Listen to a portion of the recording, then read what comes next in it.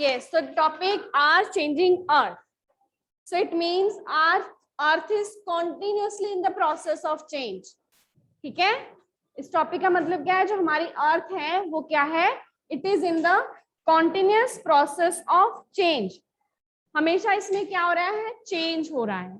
ठीक है, it is continuously changes. Yes, thank you बेटा. सो इसमें सबसे पहले चेंजिंग अर्थ में हम सबसे पहले बात करते हैं अपने लिथोस्फीयर की. What is lithosphere? Lithosphere the solid outer crust, है ना, layer, outer layer of the earth. जैसे हमने प्रीवियस टॉपिक में 3 लेयर्स ऑफ अर्थ की बात की थी. तो फर्स्ट आउटर मोस्ट लेयर कौन सी है? क्रस्ट. ठीक है, तो दैट लिथोस्फीयर और द क्रस्ट, कहीं पे ओशियानिक क्रस्ट है, कहीं पे कॉन्टिनेंटल क्रस्ट है. So every crust lithosphere, so that is divided into some lithospheric plates. ठीक है, तो जो क्रस्ट है, क्रस्ट में जो हमने लिथोस्फीयर की बात की थी, ठीक है, ये सिर्फ अंडरस्टैंडिंग के लिए, इसको याद क्वेश्चन में लिखने की जरूरत नहीं है. ठीक है, सो लिथोस्फीयर किसमें डिवाइडेड है? Into various lithospheric plates.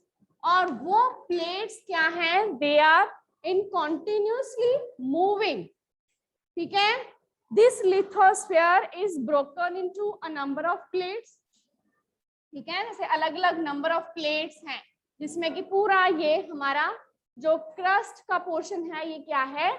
Broken है. ठीक है, सो जैसे किसी एक कांच में हम कह सकते हैं ना कि क्या से कोई कांच का गिलास है, उसमें सारी क्रैक्स आए हुए हैं वैसे. और ये लेकिन इनके नीचे क्या है? क्रस्ट के अंडर लेयर, सबसे इन बिटवीन लेयर कौन सी है? Core. And in core there is molten magma. ठीक है, and that molten magma it also cause the upper layers to move. ठीक है, ये सारा हमने डिटेल में डिस्कस किया हुआ है. ठीक है, so these plates are continuously moving but moving very slowly. कितना स्लोली मूव कर रही हैं? Just a few millimetres each year they are moving. These lithospheric plates they are moving continuously. ठीक है, जो हमारी लिथोस्फेरिक प्लेट्स हैं they are moving continuously 1 millimetre each year, मतलब एक ईयर में 1 मिलीमीटर वो मूव कर रही हैं. और उनकी मूवमेंट का रीजन क्या है? What is the reason of their movements? The molten magma in the earth. Because molten magma inside the earth it also keeps on moving. वो भी मूव कर रहे हैं क्योंकि इतना गर्म है कि वो, जैसे पानी बॉईल करता है तो पानी बॉईल करके ऊपर को आता है, तो वो मोल्टन मैग्मा है, उसमें भी कॉन्टिन्यूसली मूवमेंट है. ठीक है, तो उस मोल्टन मैग्मा के रीजन, उसकी वजह से, ठीक है, there is continuously movement in these lithospheric plates. So movement of these plates it causes changes on earth और सरफेस ऑफ अर्थ. अब इन प्लेट्स के मूवमेंट की वजह से वहां पे चेंजेस होते हैं हमारे अर्थ के सरफेस के ऊपर. These lithospheric plates are moving, and due to movement of these lithospheric plates, there are some changes on Earth surface. उसकी वजह से हमारी अर्थ के सरफेस के ऊपर क्या होते हैं? Changes. And the earth movements, और ये हमारी अर्थ सरफेस में चेंजेस हैं. और जो हमारी अर्थ की मूवमेंट्स हैं, ठीक है, हमारी अर्थ में भी कई तरह की मूवमेंट्स हो रही हैं. इनसाइड भी हो रही हैं, आउटसाइड भी हो रही हैं. ठीक है, तो अर्थ की मूवमेंट्स को हमने डिवाइड किया है on the forces which cause them, कि वो मूवमेंट किसकी वजह से हो रही है. ठीक है, ये तो हमने लिथोस्फेरिक प्लेट्स के बारे में डिस्कस किया. ठीक है, और मोल्टन मैग्मा इनसाइड है. ठीक है, लिथोस्फेरिक प्लेट्स आउटसाइड है, क्रस्ट लेयर. अब ये जो मूवमेंट्स हैं ये अर्थ के इनसाइड भी हो रही हैं और आउटसाइड भी हो रही हैं. तो अब कौन से फोर्सेस काम कर रहे हैं, वो इनसाइड काम कर रहे हैं या आउटसाइड काम कर रहे हैं, उन फोर्सेस के बेस पे हमने इन अर्थ मूवमेंट्स को डिवाइड किया है दो पार्ट्स, ठीक है। We have divided earth movements on two basis कि वहां पे कौन से फोर्सेस काम कर रहे हैं। जो फोर्सेस, एक तो फोर्सेस काम करते हैं इंटीरियर में, एक फोर्सेस काम करते हैं एक्सटीरियर, जो अंदर अर्थ के इंटीरियर में काम कर रहे हैं वो कौन से होंगे, endogenic. Endo means inside, exo means outside, ठीक है। तो endogenic forces means the forces which are working और which are acting from interior of earth और which are in action inside the earth, ठीक है। The forces which act in interior of earth, so endogenic forces ये कहाँ पे काम कर रहे हैं, in interior of earth, ठीक है। and second forces कौन से हैं, they are exterior, sorry endogenic, उसके लिए हमने क्या टर्म यूज की, एक्सोजेनिक। एंडोजेनिक हो गए इंटीरियर में, और एक्सोजेनिक कौन से फोर्सेस हैं, which act outside or on the surface of earth, ठीक है। these exogenic forces on surface of earth, these forces they act on surface of earth, these forces they act in interior of earth, ठीक है। so earth movement is caused by various forces, so these forces has been divided into two parts, exogenic, endogenic, ठीक है। endogenic act in interior of the earth, exogenic act in exterior or outside the on the surface of earth, ठीक है। so in endogenic, अब ये endogenic जो movements हैं, ठीक है, endogenic movements में भी दो तरह की movements हैं। फर्स्ट है sudden forces, जो एकदम से फोर्सेस, अब ये सारे क्या है, चेंजेस हो रहे हैं अर्थ में, चेंजेस हो रहे हैं due to the movements, various types of movements. Movements भी दो तरह की हैं, एंडोजेनिक, एक्सोजेनिक। एंडोजेनिक मूवमेंट में सडन भी है और स्लो भी है, दो तरह के फोर्सेस हैं इंटीरियर में जो काम कर रहे हैं। जो इंटीरियर में काम कर रहे हैं वो कितने तरह के फोर्सेस हैं, दो तरह के। एक है सडन, इसके लिए हम यूज करते हैं सडन, और स्लो के लिए हम वर्ड यूज करते हैं डायस्ट्रोफिक, ठीक है। तो हमने जो इस टॉपिक में किए हैं, अपने टॉपिक में वो सडन फोर्सेस ही किए हैं, डायस्ट्रोफिक फोर्सेस के बारे में हमने नहीं किया, ये डायस्ट्रोफिक वर्ड है, ठीक है। सडन फोर्सेस और डायस्ट्रोफिक फोर्सेस। डायस्ट्रोफिक फोर्सेस है जैसे कि जो माउंटेन्स बिल्डिंग होती है, ठीक है, स्लो प्रोसेस है, जो माउंटेन्स हैं वो स्लो प्रोसेस से बनती हैं। और सडन फोर्सेस में क्या है, अर्थक्वेक, वॉल्केनो, लैंडस्लाइड, ठीक है। तो हमने ये इस टॉपिक में किए हैं, अर्थक्वेक, ठीक है। सडन फोर्सेस में हमने क्या क्या किया है, अर्थक्वेक, वॉल्केनो एंड लैंडस्लाइड, ठीक है। तो ये सारे कौन से फोर्सेस हैं, सडन फोर्सेस, ठीक है, इसी में लैंडस्लाइड में, ठीक है। ये सारे फोर्सेस कहाँ काम कर रहे हैं, in the interior of earth. Earthquake happen होता है वो भी due to interior forces, volcano this is also due to interior forces, ये हमें भी डिस्कस करेंगे, landslide this also. And exogenic forces which are working on surface of earth, कौन कौन से फोर्सेस हैं, वो फोर्सेस हैं इरोजनल एंड डिपोजिशनल। एक्सोजेनिक में क्या क्या काम हो रहा है, इरोजन भी हो रही है, इरोजनल एंड डेपोजिशनल, मतलब एक जगह से चीज इरोड हो रही है और दूसरी जगह पे deposits, one thing is eroded from one place and are deposited at other place. और कौन कर रहा है इरोड और deposit, river, wind, sea waves, glacier. तो इन सब के बारे में भी हमने थोड़ा थोड़ा डिस्कस करना है, ठीक है। Work of river, work of wind, work of sea waves and work of glaciers. ठीक है, तो इन सब के बारे में हम ब्रीफली इस टॉपिक में डिस्कस करना है ना। Clear? Exogenic forces and endogenic forces. अब सबसे पहले हम बात करते हैं इन सडन फोर्सेस की। सडन फोर्सेस में सबसे पहले क्या है, हम बात करेंगे वॉल्केनो। ठीक है, सो वॉल्केनो क्या है? Volcano is a went. ठीक है, अब जैसे वॉल्केनो क्या है, यहाँ पे वेंट। ठीक है, went means opening. Volcano is a went, went means opening in earth crust. अब ये हमारी अर्थ क्रस्ट है प्रॉपर। ठीक है, ये हमारी अर्थ के क्रस्ट में कहीं एक जगह कुछ ओपनिंग है। हमारी अर्थ के क्रस्ट में एक जगह ओपनिंग है और उस ओपनिंग से क्या हो रहा है, जो अंदर से मटेरियल मोल्टन मैग्मा है वो बाहर आ रहा है। ठीक है, मोल्टन मैग्मा तो यहाँ इनसाइड द अर्थ है ना, हो सकता है कोई एक क्रैक बीच में है, कोई ओपनिंग है जहां से वो मोल्टन मैग्मा क्या आ रहा है, बाहर आ रहा है।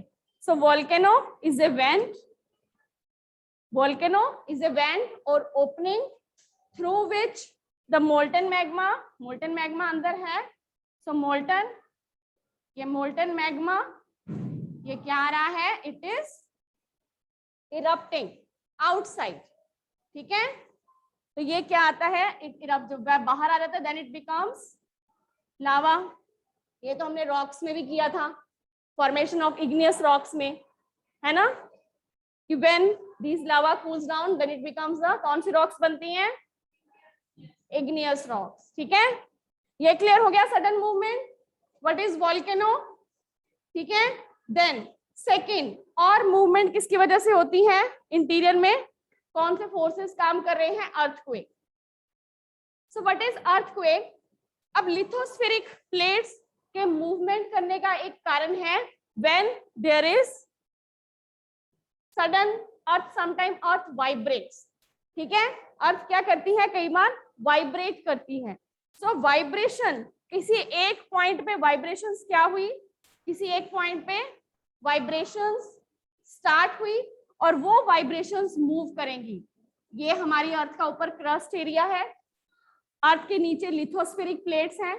ठीक है, तो लिथोस्फेरिक प्लेट्स में किसी एक पॉइंट पे वाइब्रेशन जो थी स्टार्ट हुई और वो वाइब्रेशन कहां तक आएंगी, ऊपर। तो उस एरिया में क्या होगा, अर्थक्वेक हमें फील होगा, वाइब्रेशंस ऊपर वाले एरिया में फील होंगी। और जहां से वाइब्रेशन स्टार्ट हुई उस पॉइंट को क्या बोलेंगे हम, फोकस। ठीक है, the place in the crust, अब ये क्रस्ट में प्लेस है from where the vibration has been started और from where the movement of this earthquake starts, that is focus. And the point, यहां पे ऊपर क्या होगा, epicentre, epicentre from where the vibration travels on the crust. ठीक है, so vibration travels outward, इससे outward travel करेगी, यहाँ पे सबसे ज्यादा होंगी एपिसेंटर में, एपिसेंटर में सबसे ज्यादा वाइब्रेशंस हमें फील होंगी। फोकस पे स्टार्ट हुई वाइब्रेशन, एपिसेंटर में सबसे ज्यादा फील होंगी और जितनी हम दूर जाते जाएंगे उतनी वाइब्रेशंस कम फील होंगी। Clear? So the place on the above of focus on surface of earth, focus पे वाइब्रेशन स्टार्ट हुई, वो वाइब्रेशन हमें फील कहाँ पे हुई, epicentre, and epicentre is the point above the focus on surface of earth. Earth के surface में जो पॉइंट है, अर्थ के सरफेस में सबसे ऊपर जो पॉइंट है, ठीक है, दैट इज फोकस। और इसी एपिसेंटर से वाइब्रेशंस ट्रेवल करती है आउटवर्ड्स, इसी एपिसेंटर से vibration travel outwards. And the greatest damage, greatest damage कहाँ होगा, अब ग्रेटेस्ट डैमेज होगा तो इट मींस वहां पे हमें चेंज विजिबल होगा, चेंज विजिबल होगा जहां पे भी डैमेज होगा। तो greatest damage is at the epicentre where the vibration is most. ठीक है, तो it also depends on the strength of earthquake, कि अर्थक्वेक कितने मैग्नीट्यूड का था, इस पे भी डिपेंड करता है कि डिस्ट्रक्शन कितनी कॉज हुई। और उसमें से अब अगर हम यहां से एपिसेंटर से दूर जाएंगे तो destruction will be less away from the epicentre और वाइब्रेशन में be less away from the epicentre. And the earthquake, what is the machine which measures the earthquake? How much earthquake was there? It is seismograph. ठीक है? So seismograph is a machine which measures the earthquake and it is measured in magnitude. Magnitude on Richter scale. So the highest earthquake which can cause earthquake, destructive earthquake, due to which buildings may collapse. So that earthquake is of which high magnitude? Yes, 7. Otherwise 6 point magnitude is also destructive and 7 is the highest. ठीक है कि बहुत ज्यादा वो destructive होता है. The things may fall. अगर 5 point earthquake भी होता है तो even then it can cause the damaged things. ठीक है, तो थिंग्स तब भी गिर सकती हैं, लेकिन अगर ये 6 और 7 का है तो इट इज हायर मैग्नीट्यूड और ये डिस्ट्रक्टिव अर्थक्वेक भी होता है. ठीक है, तो ये हो गया हमारा वोल्केनो. ये भी सडन मूवमेंट है. ठीक है, it also causes, these are the various forces. अब वोल्केनो होगा, इससे भी अर्थ के सरफेस में चेंज हो रहा है, लावा आ रहा है, तो lava will also cause change, formation of rocks. Then if there is earthquake, earthquake will also cause in the area where the earthquake has been happened, वहां का पूरा एरिया में डिफरेंस आएगा, चेंज हो जाएगा. ठीक है, देन इसमें हमने ये दो ही आपके टॉपिक में है, वोल्केनो एंड अर्थक्वेक. ठीक है, लैंडस्लाइड नहीं है. अदरवाइज लैंडस्लाइड कौन से एरियाज में mostly it happens? In hilly areas और प्लेन एरियाज? इन हिली एरियाज. ठीक है, so landslides mostly happen in hilly areas. ठीक है, उसके बाद ये एंडोजेनिक फोर्सेस क्लियर हो गए. ठीक है, अब हम बात करते हैं एक्सोजेनिक फोर्सेस की. अब एक्सोजेनिक फोर्सेस में टर्म्स आती हैं इरोजन, वेदरिंग. जैसे हमने बात की ना, इरोजनल एंड डिपोजिशनल फोर्सेस. ठीक है, ये सारे कौन से फोर्सेस हैं? Erosional and depositional forces. Erode भी करते हैं, डिपोजिट भी करते हैं. अब इसे इरोजन और डिपोजिशन में, इरोजन क्या है? Wearing away of landscape. कि कोई भी लैंडस्केप बना हुआ है. ठीक है, अब लैंडस्केप में प्लेन एरिया भी हो सकता है, हिली एरिया भी हो सकता है. ठीक है, तो वहां की wearing away of landscape by different agents like wind, water and ice. उस एरिया के लैंडस्केप में कुछ चेंज होना, वहां से कोई भी एक चीज विंड, वाटर या आइस अपने साथ लेके जा रही है. Wearing away of any landscape, कि वो वहां से अपने साथ कुछ लेके जा रही है. कौन लेके जा रही है? विंड, वाटर या ice. So wearing away of the landscape by the agents wind, water और ice, this is called erosion. वो क्या होगा? Erosion. And that material, that eroded material, जो एक जगह से उसने क्या किया? इरोड. ठीक है, विंड ने एक जगह से अपने साथ हम कह सकते हैं कि सैंड, ठीक है, सैंड और डस्ट विंड अपने साथ ले गई, और सॉइल, रेन वाटर अपने साथ ले गया.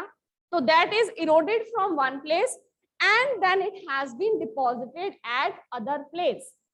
इरोडेड हुआ, ट्रांसपोर्टेड हुआ. ट्रांसपोर्ट किसने किया? उसको ट्रांसपोर्ट किया ना, एक जगह से इरोड करके, वाटर, विंड और आइस ने एक जगह से इरोड करके ट्रांसपोर्ट कर दिया किसी दूसरी जगह पे. And that material, eroded material, that has been carried away by wind, water और ice, that has been deposited at other place. वो दूसरे प्लेस पे डिपॉजिट कर दिया गया, उसको हमने क्या कह दिया? डिपोजिशन. ठीक है, इसी में एक और टॉपिक है, टर्म है वेदरिंग. वेदरिंग भी क्या है? Breaking up of rocks. ठीक है, वेदरिंग, ये वेदरिंग का प्रोसेस हमने, उसमें भी वर्ड आया था ये, rocks formation. When there is breaking of igneous rocks, then it forms into sediments, then that sediments are eroded. उसमें भी sediments are eroded from one place and deposited at other place. ठीक है, weathering is also the breaking down of rocks. जब rocks में breaking down होती है, तो that is weathering. अब इसके बाद हम डिस्कस करते हैं इनके वर्क्स। ये तो टर्म्स होगी various, erosion, deposition and weathering. Clear? Any doubt till now? ठीक है, इसके बाद जो नेक्स्ट है हमारा वर्क ऑफ रिवर, कि रिवर का वर्क कैसे होता है। ठीक है, अब रिवर का वर्क क्या है कि अब रिवर का वाटर इज कॉन्टिन्यूसली रनिंग। ठीक है, कॉन्टिन्यूसली रनिंग वाटर है रिवर का।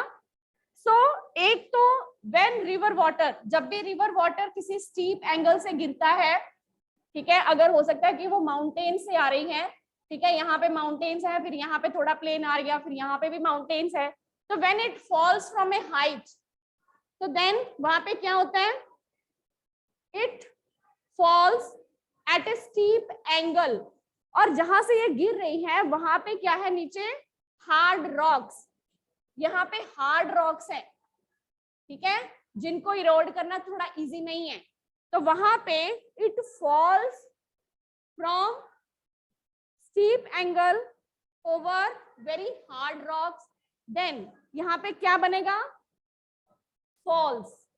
ठीक है, when river water falls at a steep angle from very hard rocks down a steep valley, नीचे तो प्लेन एरिया होगा ना सारा, ठीक है, किसी हिल से, ये आपने फॉल्स तो देखे ही हुए, वेरियस टाइप्स ऑफ फॉल्स, जैसे कि हाईएस्ट वाटरफॉल कहाँ पे है, हाईएस्ट वाटरफॉल एंजल फॉल्स कहाँ पे है, इन वेनेजुएला। ठीक है, वेरियस वाटरफॉल्स आपने देखे हुए हैं। तो when river water falls from a hard rock at a steep angle, then one falls is form, तो वाटरफॉल बनता है। तो यहाँ पे क्या बन गया, वाटरफॉल। ठीक है, उसमें से हाईएस्ट एंजल फॉल हो गया, देन अदर फॉल्स भी हैं, जैसे कनाडा और यूएसए के बॉर्डर पे कौन सा फॉल्स है, नियाग्रा फॉल्स है। ठीक है, देन विक्टोरिया फॉल्स है इन ज़ैम्बिया एंड जिम्बाब्वे। ठीक है, तो डिफरेंट वाटरफॉल्स हैं। उसके बाद अब व्हेन दिस रिवर वाटर, अब ये रिवर माउंटेन से वाटरफॉल भी बन गया, when it comes to the plain area, जब ये प्लेन एरियाज में आती है, ठीक है, यहाँ पे तो माउंटेनियस एरियाज में थी, when it comes into the plain areas में, no hilly area is there, बिल्कुल प्लेन एरिया है। So when it comes into plain area, तो रिवर की स्पीड भी कम हो जाती है, यहाँ पे रिवर स्पीड ज्यादा थी, स्टीप स्लोप्स होंगे तो रिवर के वाटर की स्पीड ज्यादा होगी। When it comes to the plain area, जब प्लेन एरिया में रिवर आती है तो रिवर की स्पीड कैसे हो जाती है, स्लो डाउन। ठीक है, when river enters the plain it twist and turns, rivers क्या लेती है, अलग अलग तरह के ट्विस्ट एंड टर्न्स भी लेती है। ठीक है, twist and turns forming large bends, और जब ये ट्विस्ट एंड टर्न लेती हुई क्या बनाती है, लार्ज बेंड्स, कई बार बहुत ज्यादा बेंड कर जाती है। वाटर आया है यहाँ पे, क्या हो गया, इट लार्ज बेंड्स। ठीक है, तो इट फॉर्म लार्ज बेंड, तो इनको हम क्या कहते हैं, मींडर्स। ठीक है, तो when it form large bend, जब लार्ज बेंड्स बनते हैं उनको हम क्या कहते हैं, मींडर्स। अब कॉन्टिन्यूस इरोजन डेपोजिशन का काम तो कर ही रही है ये रिवर। ठीक है, इरोजन एंड डेपोजिशन का, ये रिवर की थोड़ी शेप ठीक नहीं बनी यहाँ पे, इधर ही कर लेते हैं। ठीक है, ठीक है, तो दीज आर कॉल्ड मींडर्स, इनको हमने क्या कहा, मींडर्स। इरोजन डेपोजिशन का काम तो हो ही रहा है। So in the time when there is the work of erosion and deposition by the river, so then these end of the meander loop cuts down. ठीक है, यहाँ पे continuously erosion deposition का काम हो रहा है। ठीक है, और in the due course of time ये meander loop cuts off हो जाता है, रिवर का कोर्स इस साइड बन जाता है, यहाँ पे और डिपोजिशन होती जाती है। ठीक है, and this meander loop cuts down from the main river. तो यहाँ पे क्या फॉर्म हो जाता है, what is form there then, oxbow lake. ठीक है, तो यहाँ पे oxbow lake is formed. River when enters the plain, when it is take twist and turn, then larger twist and turn, they are called as meanders. And with the erosion and deposition of work of the river, that meander loop is cut down in the due course of time, and that the meander loop that has been cut off, that is called Oxbow Lake. Clear? Oxbow Lake क्या है कि when in the due course of time due to the erosional and depositional work of river, ठीक है, this meander loop cut down from the main river, so that cut off meander loop is called as Oxbow Lake. Clear? ज्यादा तो नहीं हो रहा आज के लिए, रिवर्क ऑफ रिवर तो कंप्लीट कर लेते हैं, ठीक है? यस, सो अब नाउ अब हमने वाटरफॉल भी कर लिया, ऑक्सबो लेक भी हो गई, then at the time sometimes there is also overflow in the water river, बहुत रेनफॉल हुई है तो इस रिवर वाटर में भी ओवरफ्लो हो सकता है. When river water overflows it banks, so then there is flooding in nearby areas. Nearby areas में क्या हो जाती है? Flooding.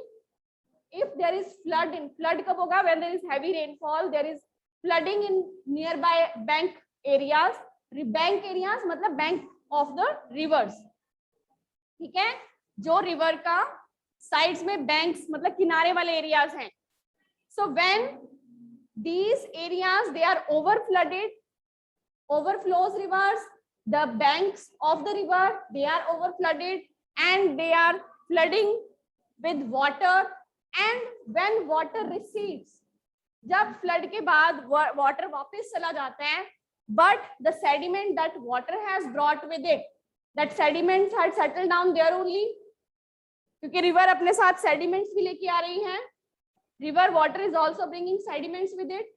When it flooded the neighboring areas and water recedes after some time, but that sediments remain in the banks. That sediments settle down in the banks areas and the layers of fine soil that has been deposited in banks area, and that plain area becomes flood plains. तो उस area को हम क्या कहते हैं? Flood plain, because that flood plain has been formed by the fertile soil, because very fertile soil, thin layer sediments that has been deposited there by the flood plain, by the flooded water of the river. ठीक है, जो river का water था उससे वो plane बना है. So then वहां पे क्या बन गया? Flood plain. So this flood plain, the soil is very fertile. Fertile होती है क्योंकि उसमें कई तरह के sediments होते हैं. The sediment that has river water has brought with it. जो river water अपने साथ लेके आते हैं. Clear? Any doubt till now? ठीक है, तो आज हम सिर्फ river of work तक करते हैं. जो बाकी work है sea waves, glacier और wind का, ठीक है, that we will do tomorrow. If there is any doubt, please let me know. Okay then, yes. So, yes बच्चे, tell me the sudden movements of the earth. Which are the sudden movements of earth?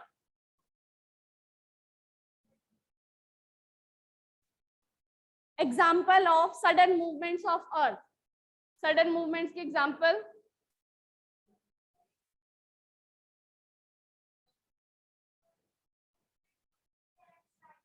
Earthquake, volcano and landslide. So these are the example of sudden movement. ठीक है? And oxbow lakes, they are found in hilly areas, in desert areas or in plain areas. Yes, online students can also raise hand. Yes, oxbow lake, they are found in plain areas. ठीक है? oxbow lake हमें कहाँ मिलेंगी? Only in plain areas. And what is erosion? Yes beta,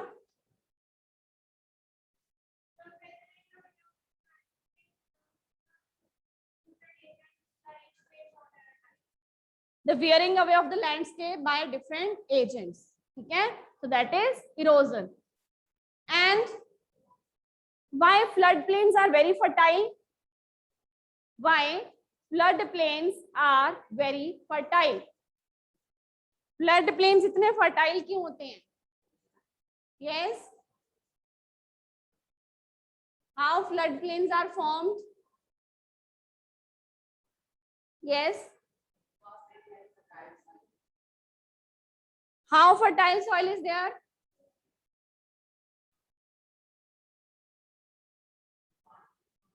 Yes, when there is flood in the river, that flood, the water, it filled the neighboring areas, and when the water recedes, it left down the fertile layer of the soil. It also carried sediments in it. इसमें sediments भी होते हैं, and that is the very thin layer of fertile soil. ठीक है, तो इसीलिए flood plain की soil जो है वो very fertile होती है, because they also carry the sediment that has been eroded by the river and deposited after the flood. ठीक है, so why building collapse due to earthquakes? Why building collapse due to earthquakes? हाँ जी दृष्टि.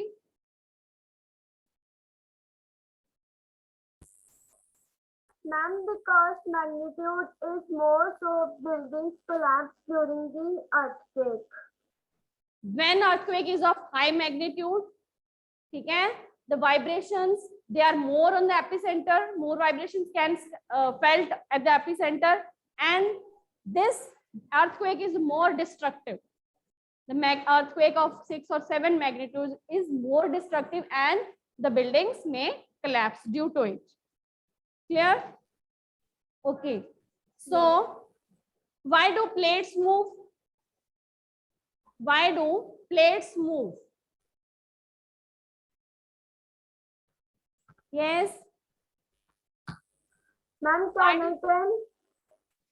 No, beta. Why do plates move?